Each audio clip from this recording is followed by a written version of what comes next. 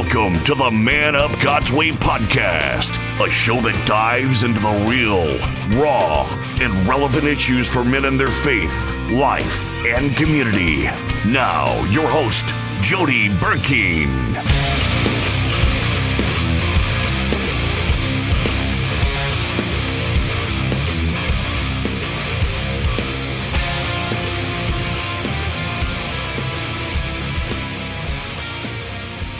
Guys, here we are again on another Man Up podcast. We're really excited this week. Got a great guest here tonight, and looking forward to introducing you to him. But if you get an opportunity while you're watching this at the Man Up God's Way podcast, if you would just share it with your friends, share it on all your social media, help us reach more and more people for the sake of the gospel.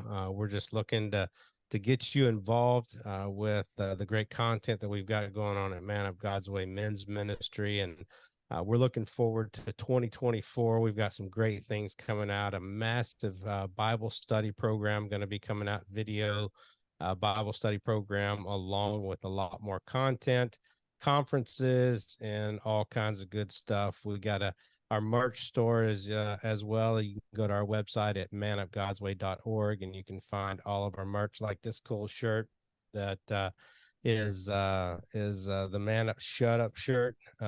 We really like it, so we're hoping that you will grab a hold of that as well. And just so you guys know, again, we got a great guest today. I'm looking forward to this, Mr. Brent Pohlman. How are you doing, brother?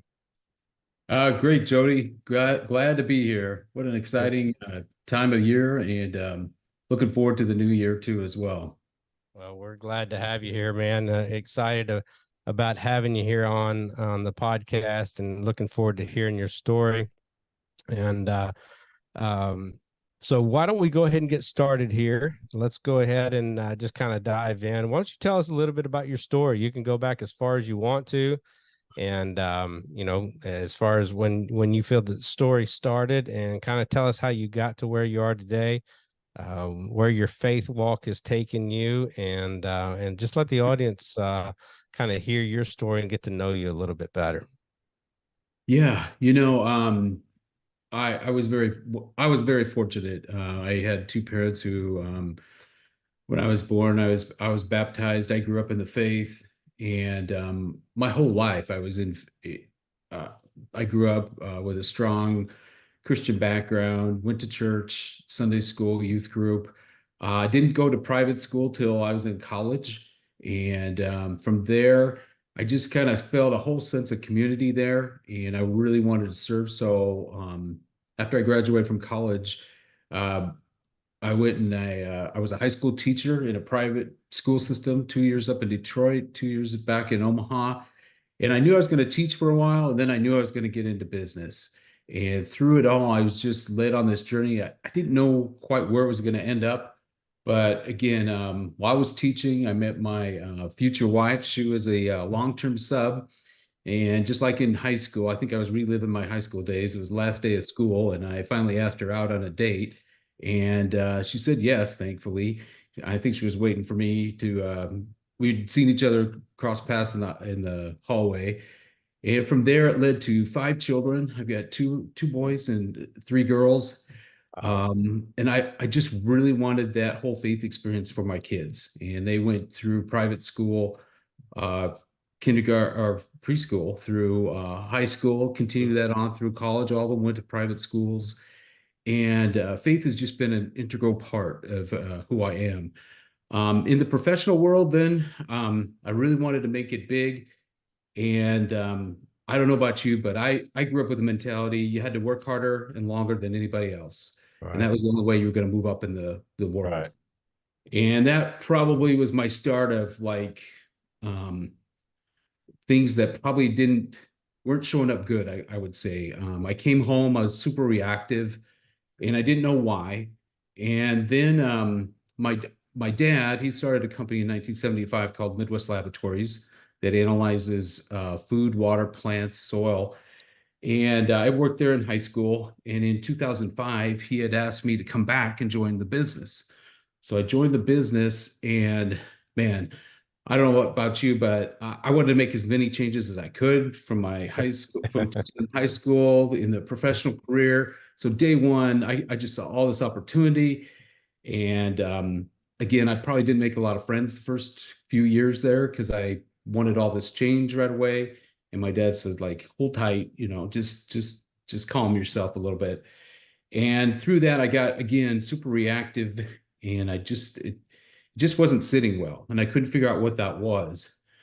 And then in 2016, my dad and his two partners retired, and it was my dad and I. And my dad was like a little kid, and all of a sudden he wanted to make as many changes as he could because he spent a lifetime of not being able to make changes. Right. And we from 2016 to 2020, I was trying to figure out who I was. I was trying to figure out who my dad was. I was doing a lot of soul searching. And I think also during that time, my mom got cancer. And I think this was the biggest turning point for me was while had cancer, it quickly spread. This was about the fourth time she had it. And she ultimately passed away in 2018. And I'll never forget that day she died. I just said, I remember praying and just taking a walk and said, I need to be more intentional about my faith. I had no idea what I was saying there, but that was my prayer to God is like, I need to be more intentional about faith. And again, that led me to a whole re-examination of who I was. Because at that time, I realized I'd had almost a heart attack. I was pretty close. I had a stent put in. I was doing things that, again, were not conducive to good behavior. And I Right. really did, it just set me on that path. And I'll never forget a year after my mom died on her birthday, I didn't want my dad to be alone. And we walked into this coffee shop, and there on this chalkboard, it said, how can we pray for you? And anybody could write anything on that chalkboard. And I looked at my dad and I said, I think mom is trying to tell us something.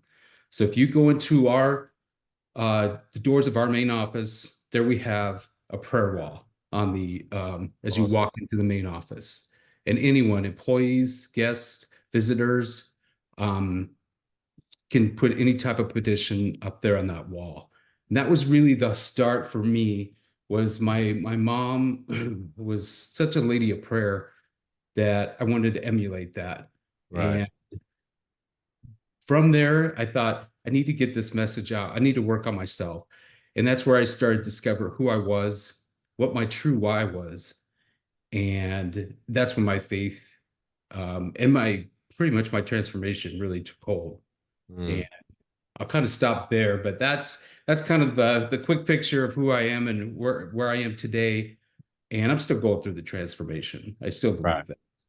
Right. Well, we all will till we die, if you're growing in the grace and knowledge of Jesus, that's for sure.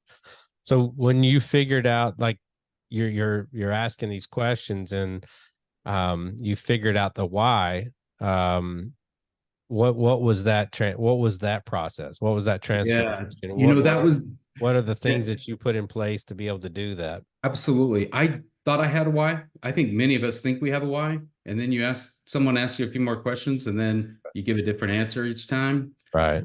And I'll never forget, I went to a conference, and my coworker Dana was with me, and she pretty much said that you need a why. What is your why?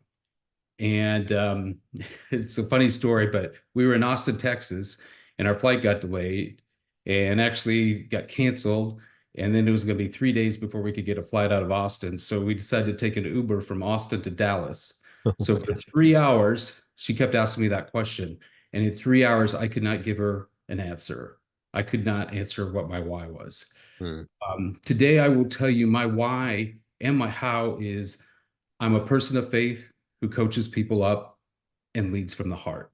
And I say that every single day because you're right. To your point, if you don't have a strong, true why, you really don't have it really, in my mind, really, it hasn't hit to your heart. That your whole Right. faith hasn't gotten to your heart. And that's what it really took was that conversation and working at it. I had to really work at it to find that deep inside of me. Mm. That's good. That's really good. So in that transformation, what were some spiritual disciplines that you added to help you grow? Um, Yeah. like Oh, where were you and like where are you now? well, I discovered a lot of things. And first, I had to take care of myself. I thought self-care was selfish. I actually thought that was only for certain people. But I quickly realized if you don't take care of yourself, how can you take care of others? Right. So I decided at that time, what was it going to be an effective leader taking over a company? I needed to really, again, get right with myself. I needed to sleep right. I needed to eat better. I needed to get physical activity. I worked with a trainer. I had to do those things again in order to um, just get refreshed, renewed. And then every morning, out of that developed a daily routine. And I've continued that probably for the last 6 years. And I get out, and I don't know if you follow me on LinkedIn, you'll see I post videos almost every single day. I pick a verse, I pray, I meditate on it, and then I just say a few words out about it. And it's my way again of just being close to God and then getting a message of positivity, of love, of grace out there.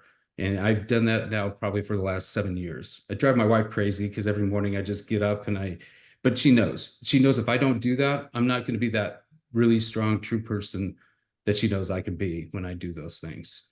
Right.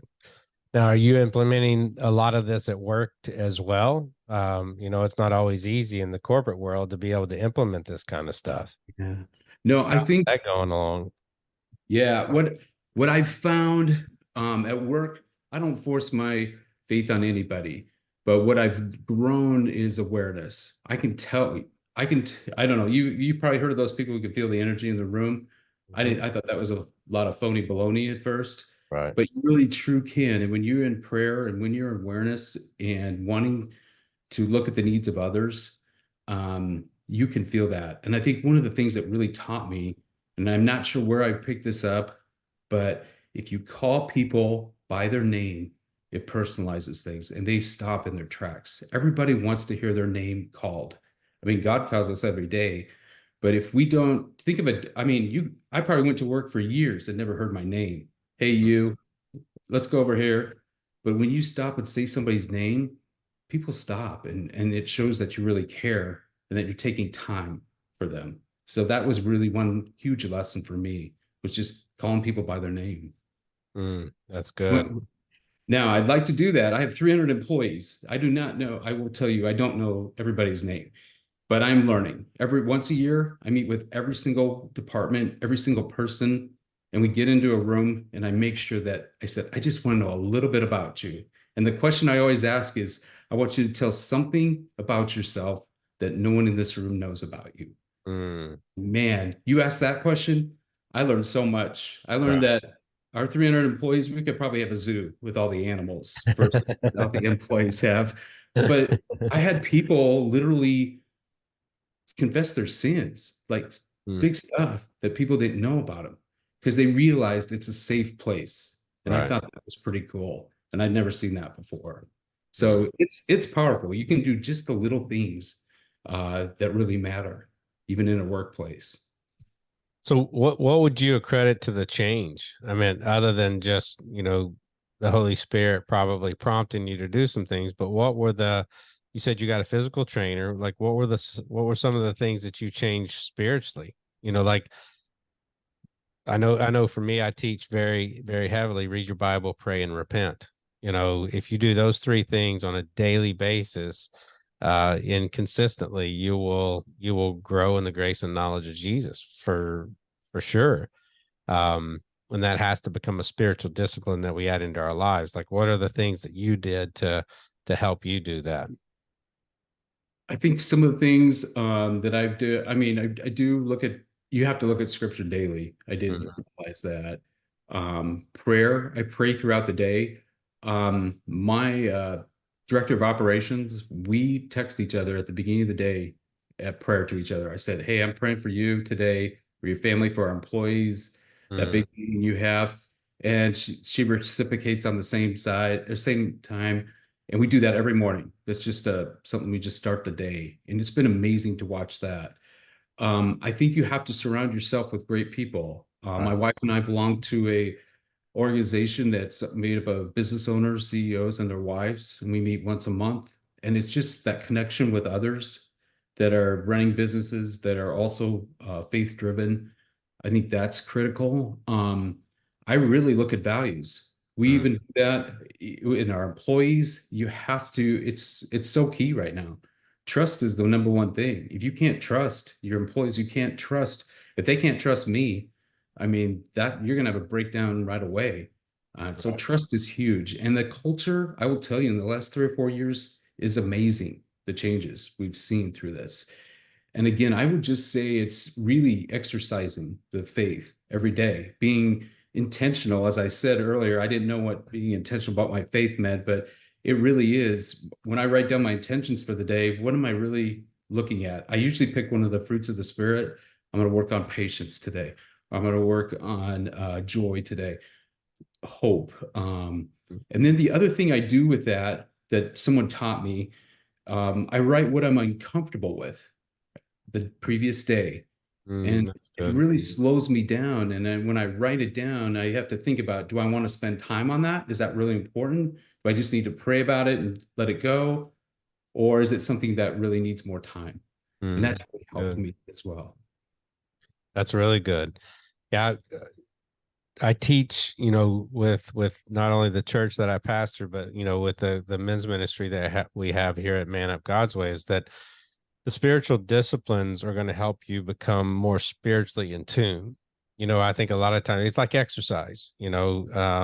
Exercise sucks until you start seeing the benefits of it. It takes a while. You start doing curls, and you start doing bench press, and you start doing squats, and you just start doing all these things. And for the first 4, 5, 6 weeks, man, it's miserable. You're sore, everything hurts. And then all of a sudden one day you look in the mirror and it's like, oh, okay, that's what I was looking for, if you're consistent with it. And it's the same thing with your spiritual walk. If you're spiritually consistent in these things, even in your attitude.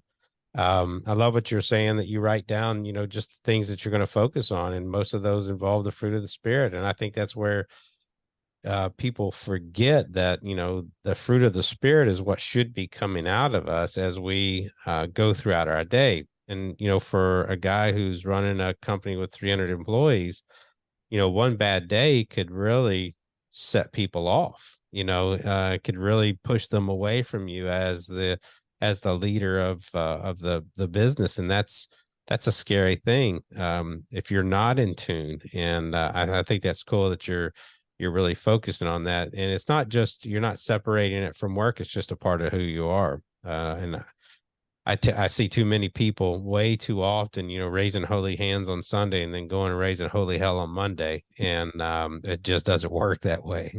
No, no, I think you said it best, that consistency, and it does take a while. I mean, like you said, the even physical activity, you could work so hard. I worked so hard for 2 or 3 years, couldn't figure out I'd run my left leg numb as a bum. I couldn't figure it out, wouldn't do anything, but I didn't realize I needed to ask for help. Like, why is this happening? And now I do dry needling once a Mm. month and I got my left leg back. It actually is engaged again, all the muscles, all the joints, all the tendons. And I don't think I didn't know to even ask that question, but by asking for help, how do I get this working again? Mm. It's amazing the results of that. And again, that took over a year. So of consistent doing things like that. So it doesn't Right. happen overnight sometimes, to your point. Right. Exactly. So we'll come back to your business.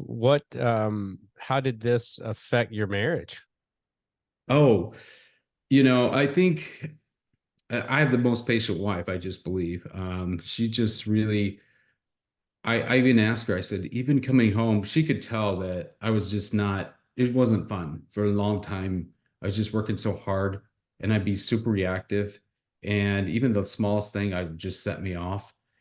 And there's peace and there's calmness and there's a better relationship when you can control that reactivity.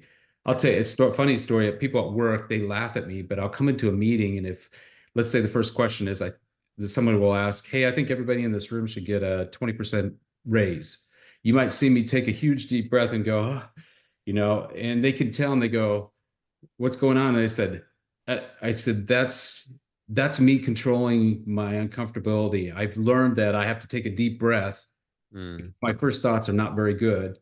And if I just take the moment to stop and get it under control, I can ask the right questions. And it doesn't Right. make me so reactive. But I used to be super reactive to things like Uh, that.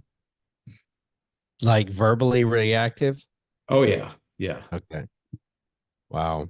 Yeah, it's amazing what getting that peace, which is the fruit of the spirit, when you start welling that up in you, how that the peace and the patience all kind of work together in moments of stress. So that's pretty cool.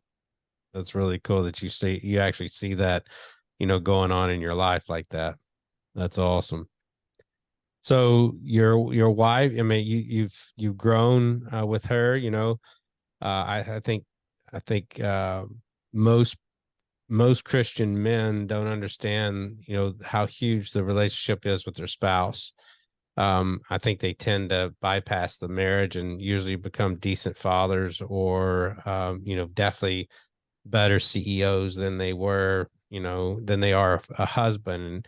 And for me as a pastor, I always have to realize that my first ministry is the ministry to my family, and it starts with my wife, and then that goes into our kids because, we're one flesh. We're created to be one flesh, both spiritually, mentally, and physically, as a couple, and we're to be together till death do us part. And our children we're to raise and to send out, hopefully at 18 years old if you did it right, and if you didn't do it right, maybe they'll be there to 25, 30 years old. But that relationship with your spouse is key to a lot of, I guess the best word to use is peace. A lot of peace both at work and at home and with the kids. And um so all of that for you was the marriage okay before all of this kind of transformation started, Yeah. or I think it was always a work in process. But yes, at the forefront was we always had to focus on our faith. We always had to focus on our kids. I think to now, since we're empty nesters, now it's a whole rediscovery. right. I kind of whole different challenge. We had two daughters get married this summer. So this year has been just a huge year for our family. But when you have two I both daughters broke getting the bank. yeah, exactly. But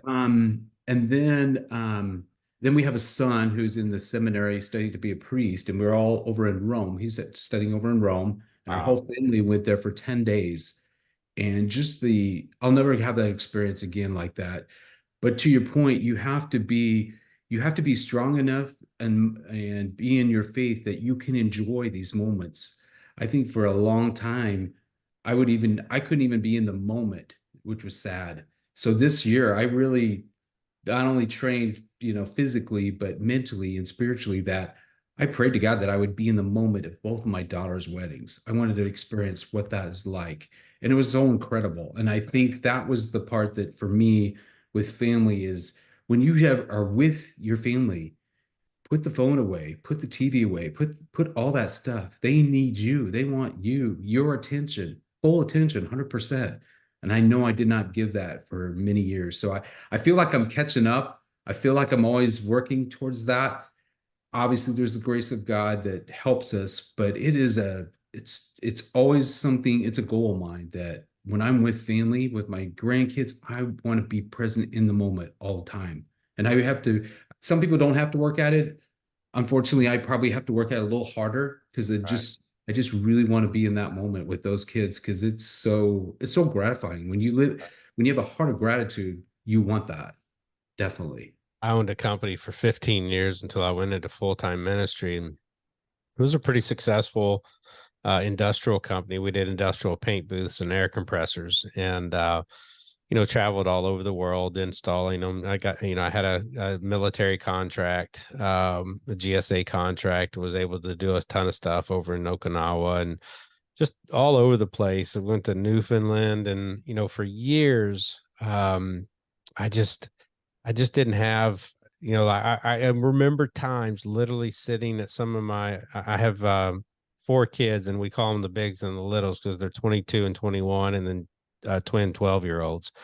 And I remember, with the bigs, I would literally be at one of their soccer games or baseball, football, whatever it was. And I can still remember this day trying to figure out how to, get a sale or where I'm going to get the money to pay this invoice. And, I'm on my phone and I'm calculating and I'm doing, this is like a Saturday afternoon or, a Sunday afternoon. I'm still doing all of this stuff in my head. And I spent many, many years, I didn't know how to manage, I knew how to make money. I just didn't know how to manage it. I didn't know how to manage the business.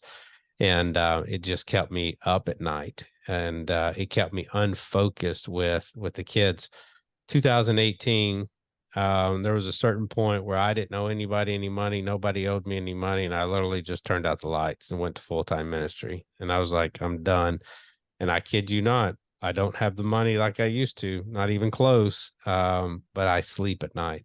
I don't stress. I'm now focused when my kids are around. I'm focused on their conversations. I'm focused at their games. I'm not so stressed out. And that was one of my biggest problems that I had, owning a business was how do I balance, because in my mind, I'm thinking if I don't do it, nobody else is going to do it. And if I always heard somebody say, if you can't get it done by 5 o'clock, you can't get it done, but yet I would work till, midnight, because I take my laptop and, sit in the living room with my family and I'm working on my laptop or whatever. So how did you, I mean, in your company, I only had 25 employees. I couldn't imagine having 300 employees. How are you, now that you know what you need to be doing, how are you making that happen as a businessman and as a husband to where you balance that out? Yeah, no, so uh, go back to 2000 with COVID, we had 140 employees and we never shut down. And because we were an essential business with the laboratory testing food, water, soil Right. plants. But yeah, we grew through that. And I had this big conversation with our leadership team, and they basically came to me and said, you know what? We need you out of the day to day.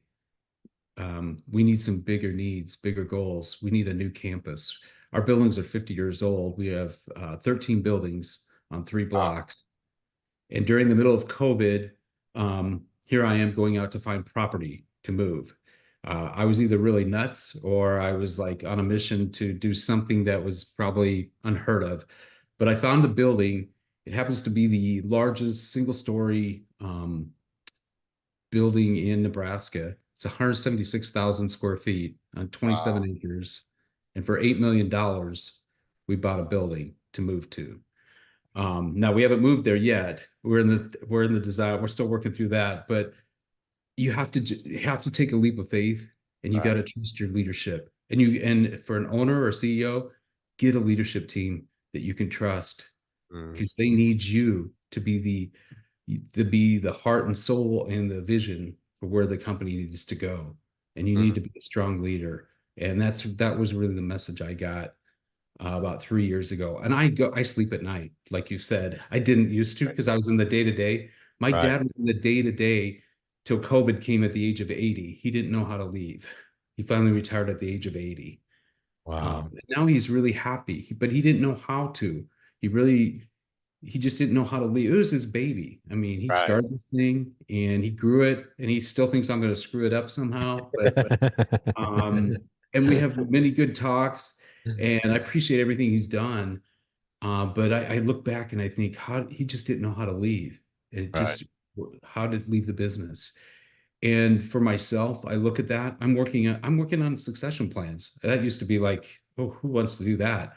I'm Right. actually looking forward to that because I can set again a direction, a vision, and I know I have the team behind me to support that. When you Mm. when you have someone that says they have your back 1,000%, there's nothing more. I can't imagine another workplace. I don't ever want to go to another workplace again. Right. Exactly. Yeah. That's kind of the way I was. I couldn't, one, I don't work, I've always been the boss, so it was kind of hard for me to go work for somebody else. And I had a calling since 2000. I gave my life to the Lord in 2003, and my calling came about 2005, and I just couldn't figure out how that, would work with me being, I had been in business my whole life. I didn't know anything else. And so I just recently finished my bachelor's degree in ministry leadership, and then I'm working on my master's in theology right now. So and that's at 55 years old. And so I'm excited about the future in ministry, but I never could, even to this day, I look back on the business that I had. It was so successful. I mean, I literally started with $1,500 on a laptop computer in 2005, and by 2008 was $3.5 million company, like within just 3 years, and it was exponentially growing. And then the crash happened in 2009, and then something happened in 2013. Then my wife got cancer in 2015, and it was just one thing after another. They just kept saying, it was almost like God going, all right, I want you to stop. Okay, well, you didn't stop here, I'm going to stop you here. And it just kept going and going. So I've always could not figure out that balance. And I love it when I talk to people who have figured it out. I've got a buddy of mine who's, I mean, I know he's really well off, and he's probably got 10 companies, 15 companies, and he just, I mean, doesn't stress, doesn't worry, works 8 hours a day, takes a phone call from each guy at each company, and just casually talks to them, and doesn't freak out about anything. That I would be on the walls, climbing the walls, and you wouldn't be able to figure out, I'd be at everybody's place all week long. And so I envy guys like that. That's pretty cool. Yeah. I thought something. I want to go back to what you said about your wife, about my wife and stuff. A key turning point for us too that I think back was 2019. It was our 25th year wedding anniversary, and we went to the Holy Land. And Mm, I don't know if you've been to the Holy Land, no, but not yet. it is incredible. When we renewed our wedding vows at the wedding of Cana, that was just incredible. I mean, getting rebaptized, I say rebaptized, but baptized in celebrating our baptism in the Jordan Jordan River. River, We right. just did. I mean, you go to all these holy places, seeing the Holy Sepulchre where Jesus was born and died on the cross. And then underneath the cross is the tomb of Adam. And you think about that, the blood of Jesus falling down on the tomb of Adam. I mean, it's just all that grace and all that freedom. And then even in Rome, you've got the tomb of Paul. And you know what is above the tomb of Paul? I don't know why we never talk about this. Are the original chains when he was in prison, and they're broken above his tomb, Oh, wow. Okay. just symbolizing again Right. all the words that Paul said. I mean, everything comes alive. So if you ever get a chance, go to the Holy Land, go see where Jesus went, and the land there. I know now is probably not the best time, but Yeah, exactly. um, but it Yeah. was just really impactful. All the stories in the Gospels just come alive when you are over there and see that. Before we started the podcast, I was actually on the Zoom call with the president of the college that I go to, and the other people in my master's class. I think there's like 10 of us. Um, and we're going to England in June, and going to go see C.S. Lewis and go to Oxford, and do a lot of that stuff. And I in my head I keep thinking maybe I'll just we'll go to that. Me and my wife will go to that, and then we'll John over to Israel. I'd love to be able to do that. So because that's going to be the closest I'll ever be, I think. So I'm excited about that, but I'll definitely try to get there. That's on my bucket list for sure. So I've got a sabbatical that I'm going to be taking. We started our church in 2015. So 2025 will be 10 years. And I'm doing a 3-month sabbatical then in the summer. And that's kind of, we're wanting to do like, Greece, and go, like do the Roman roads, and, walk around where Paul preached, and then head over to Jerusalem, and, do all of that too. So that's the goal for 2025. But that's awesome. So walk me into you've got a book, Mhm. and that's the thing that's that's leading you. And this is, I guess, I'm assuming this is the transformation. This is part of the transformation that you happened, and you ended up writing a book, and it's called Leaders Look Within. Yes. On your own heart to own your heart to live. And so, why don't you tell me how that started and kind of how you brought that to life? Yeah. So I kind of always wanted to read a book, and I met one of my friends who owned a self-publishing company, and I heard her story, and she said, "You should really think about this." So she introduced me to a ghostwriter, and we spent a year. I needed someone to kind of unpack what I had inside of me. I didn't really know how to get the words out real well. And so I worked with this ghostwriter for a year, and they say during this process, don't let anybody read your text till you're all the way done.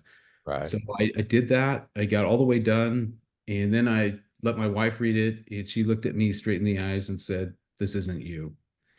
Mhm. And she was absolutely correct. It was right in the middle of the pandemic, and it Right. was when all the Black Lives Matter, all the riots, and I was debating whether to have a faith component in the book or not. And at the time, I thought, I don't know if I can do this. And my wife says, "You absolutely have to do that if you that's who you are." So I took another year and I rewrote every chapter in the book, and then I was so glad she said that, because that's who I am, and I really needed her to really tell me that and instill that in me, that that's who you are. Right. You have to say that. And so that's a culmination of the book. There's a few stories that we've mentioned on here tonight that were in there, but for me, it was really, again, just looking deep inside and unlocking a lot of stuff I had, a lot of ways and ideas, things from the 90s and 2000s. How was I going to lead? Because what worked then does not work today. Right. And all the changes, where was my heart in all this? And I think it really starts with when you wake up and you own your heart to live a life of gratitude, and you're just thankful every day. You start the day that way, then you can go from there, because you know that you have the grace, you've been forgiven, you have life. And when I start every day like that, then again, it only goes up from there. And then Mm. I know I can give my worries, my cares. I can talk about where I need to grow, what's on the plate, give thanks for all the blessings again. But it really starts with the heart of gratitude for me. And that's what I've tried to instill. And to your point, when you go to work, if I don't bring my A game every single day, people will see it. If I come in with a frown or I'm upset, I did not realize the power in that, but you will lead people in the wrong direction. You absolutely have to bring a positive message. People need to see it. People are hurting, and they need to see that the leader of the company is strong, and that because of the values he brings and the faith he has or she has, that's what's going to drive the company. It doesn't matter what the news says. It doesn't matter what all the other distractions. You got to know personally that faith is the only thing that's going to get you through every single day. Mm. That's good. So how what would I get out of the book? I haven't read it yet. I'm looking forward to it. I'm actually going to get it and read it. Because I think it'll help also in the leadership of the church too, it sounds like. So Yeah, what are some key points in it? yes, it's a real easy read. I think what I did, again, who am I to talk about leadership? There's so many good leaders out there. Um, I I think leadership is very personal, and each person has to find it for themselves. Mm. And when you can find it for yourself, and you start to own your own life, don't look for anybody else, but own yourself. Get your strong why. That's one of the principles in there. Get your own why. Look at your own needs from a self-care standpoint, and really start to, again, own your heart. I think everything comes from your heart. I think your mindfulness, your thoughts, if it's not heart driven, if it's all rationalized, for me, that's all it's going to be, is rationalized. I'm going to keep thinking about it and think about it. But if it comes from the heart, there's a purpose, there's a meaning, there's a mission there.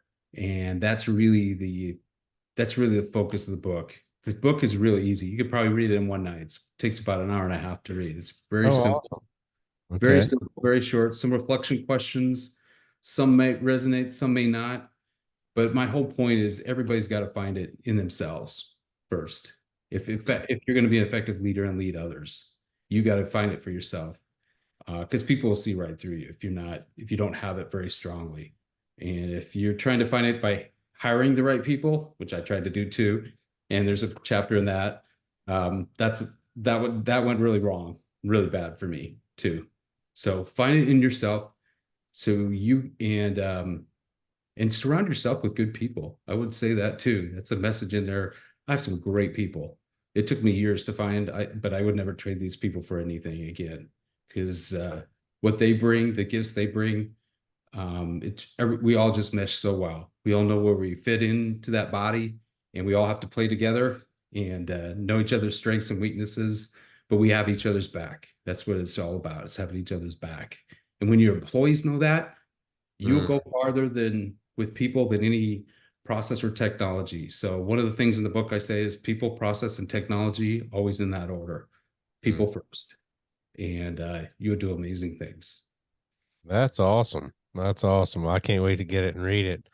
So what do you have on the horizon? What's going on? Like, let's start with the company.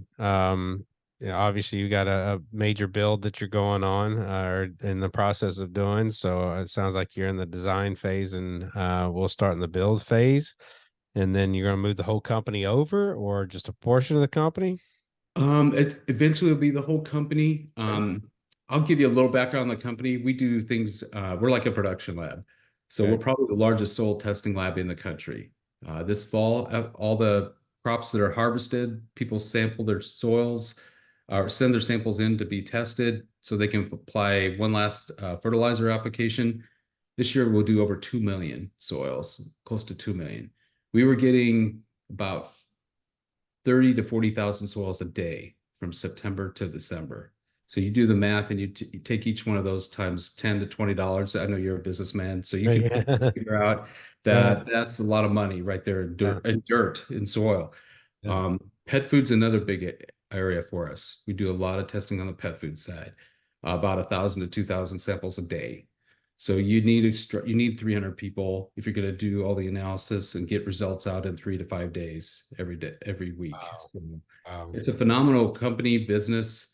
We've been very blessed. We continue to grow, but it's growing through our people. And I believe the culture is getting stronger and stronger by the day. And that's probably what excites me the most. I'm there for the people. That's really my role in this whole thing. That's awesome. I used to do a lot with dog food companies with air compressors, because we sold oil-free air compressors, and they use that to be able to, anytime you manufacture something, you needed a compressed air system anyway. And compressed air systems were as big as a van. And I've never seen cleaner places in my life than dog food places. It blew me away. I was You're like, right. you got to be kidding me. Like, these are cleaner than I had been into Oscar Mayer bologna and all kinds of stuff, and they were cleaner than those places. I took a group of our employees to a place and they said, "Do you want to try the pet food off the line?" I said, "Sure." And I just grabbed it and all these people are looking at me. I said, "It's better than our own human food." Exactly. So you're absolutely right about that. It blew me away. I was just like, oh my gosh, like, they're dogs, give them a bone. But man, it's a big business, that's for sure. I'll tell you one other exciting thing that I'm really excited about that's kind of with the business. We are opening our own medical site on campus. We're going to have doctors and nurses 3 times a week because we want to control healthcare costs. Oh, that is awesome. And if you would have asked me this a year ago, I didn't think we could do it. But again, by the grace of God, we found the right people to work this. And it's going to be amazing, because how often can you get into your doctor? And everyone was going to the ER, or everyone's going to urgent care. And that just blows up we're self-insured with our insurance, with our medical insurance.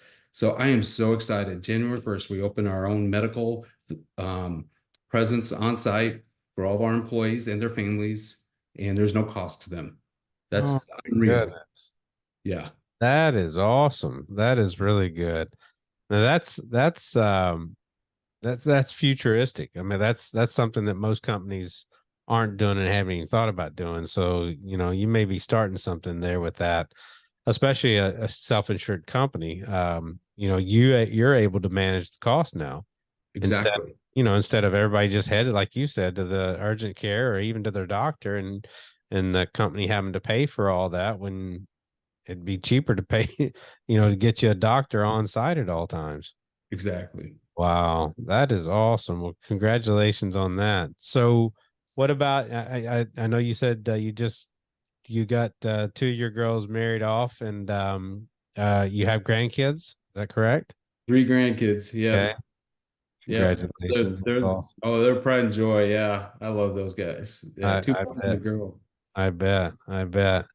So, what about as far as the book? Is there another book coming up, or are you just got this one done and you're wanting to get it out and as much as possible? Well, I feel like you're reading my mind because this book was all about, yeah, I mean, when you read it, it's about me and it's an introspective about where I came from in the last Mhm. 5, 6 years.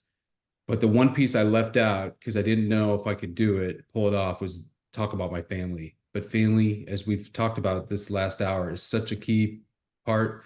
So I'm going to add another book to this series. And family is a key component of being an Mhm. effective leader. And so not only yourself, but you have, as you said, your family comes first. They're a big part of who you are. Right. And that'll be the next book. I've started writing that. I don't know when that'll come out exactly, but That's awesome. you have to build on that. Absolutely. So Yeah. I'm going to continue to build and write. Yeah, I think it's a good way to get the message out about leadership. Yeah. My first book, is called Man Up, Becoming a Godly Man in an Ungodly World. And I wrote there's 7 areas in a Christian man's life where they just need to grow spiritually and stop being, we call them spiritual sissies, is what we call them. Cause, what Yes. I don't know how old you are, but back in the day when I was growing up, if you were called a sissy, you did one of two things. You either, puffed your chest up and said, "Who you talking to, punk?" or you cowered down and walk away. And I Yeah. just think that God's looking down and from heaven and going, "Man, I gave you my son, I gave you my word, and I gave you my spirit, and still look at you. Like do something." And we talk about 7 areas, and the first area is personal relationship with Jesus. First of all, none of the other stuff matters if you don't have Jesus at the forefront. And then the second area is your wife, your marriage, learning to how to make that unified and making sure that it is one flesh. And then children are third. And often I tell my kids that they're third class citizens in our home because, it's me and mama first, and then you guys. And then church, is the fourth area. When you kind of get those first 3 things, your relationship with Jesus and your relationship with your spouse and the relationship with your kids in order. Titus and Timothy tell us that your household is in order. Now step up into ministry, learn to serve, learn to get involved in the church and become a part of the bride of Christ. Jesus is coming back for the church, so you need to be a part of that. The fifth area is work. Like how do you go to work and actually be, the full of the fruit of the spirit, and not the miserable part of your life, like we were talking about earlier. And then the sixth area is accountability. Like what you said, having good people around you. You need people that are strong enough in their faith to be able to poke you in the proverbial chest and say, "Hey, what are you doing? Like, what's going on? How come you're acting like this?" Or why did you say that? And then the seventh area is discipleship. And I think, when you look at the bookends of that book, it's the personal relationship with Jesus, and it's the discipleship part. When you start getting all of these other things into the mix and you start sharing what you know to other men and other families to make sure that they start sharing it with other people, then you've truly understood what God's will is for our lives. And I can see your books doing the same thing. It's kind of that personal testimony, because at the very beginning of my book, I do have my testimony in there. And I always tell men to have a 2 minute, a 10 minute, and a 45 minute version of your testimony ready to share. And I think that's where you'll be able to go to is, start so you've got the personal side of it. It's about you. It's about what you did and how you did it. And then how does that affect the family? That'd be a great second book. So I think you're on the right track there. Not that you needed my opinion, but it sounds good. No, I thought that was great. No, I like how you summed that up because it when you break it down, it makes so much sense in those 7 areas that you mentioned there, and it takes all of those. You can't just say I just want number one or number two, and Right. that's the other thing about relationships. It's not transactional, Right. and that it's relational. So you got to have all those things to make it work. So I think that's awesome. I like Mm. that. Well, thank you. It was all God because I didn't even read a book all the way up through college. I flunked out of college in 1989, but and I went to the military. Never read a book.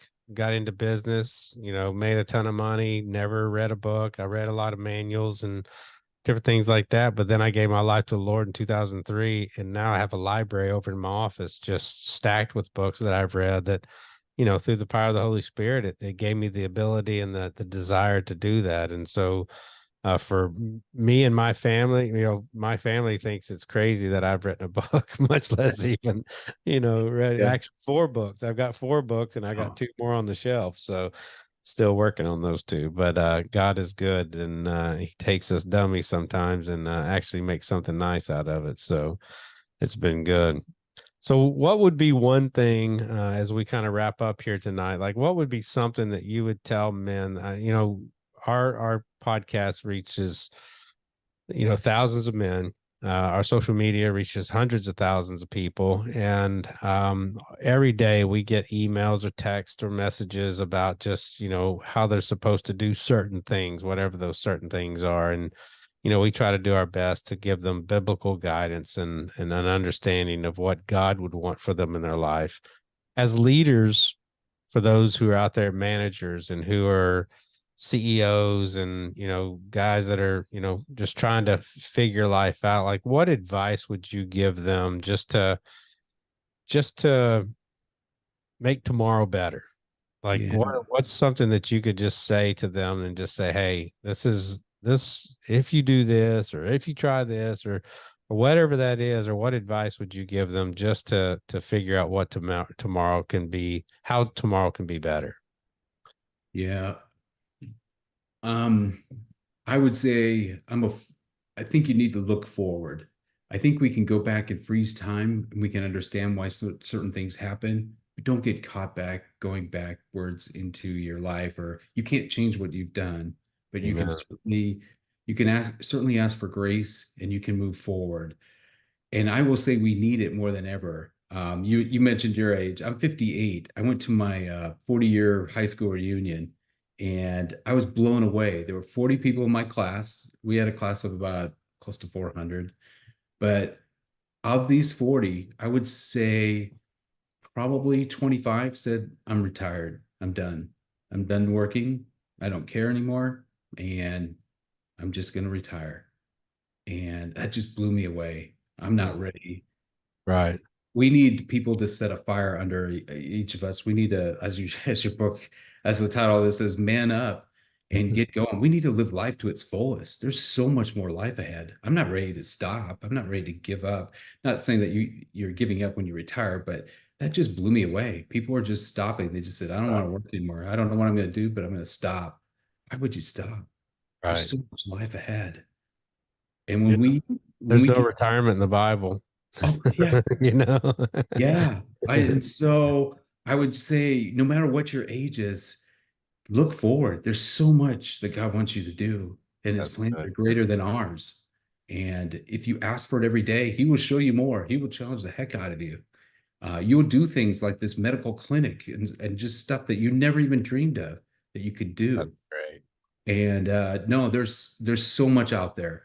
So for your audience, and again, look forward. Ask God what to reveal it in your heart, what he wants. God whispers in my ear all the time. Sometimes it's loud. I mean, super loud. And I don't want to do it, or I'll fight it because I think I know better. But then in the end, I know that if I really just stop and pause and really listen, he's going to guide me through people, through different events. I'll see the hand of God somewhere. I know. Praise God. Praise God. Well, that is awesome. Well, man, it has been a pleasure talking with you. I love to hear your heart, love to hear your story, and we will be praying for you as you look forward to what's in the horizon for you, for your company, for your spouse, and then for your kids and grandkids. I can't wait to get a hold of your book, and I can't wait to see the second part of that about talking about your family. That'll be a good addition for that. So, again, thank you so much for joining us. Thank you for taking your time, and we will definitely be praying for you. All right. Sounds great. Thanks again, Jody. All right, brother. Well, you have a great night. Tell your wife thank you for letting you stay up late, and go out there and continue to show people the image of Jesus. Absolutely. All right, brother. God bless you, man. Have a great night.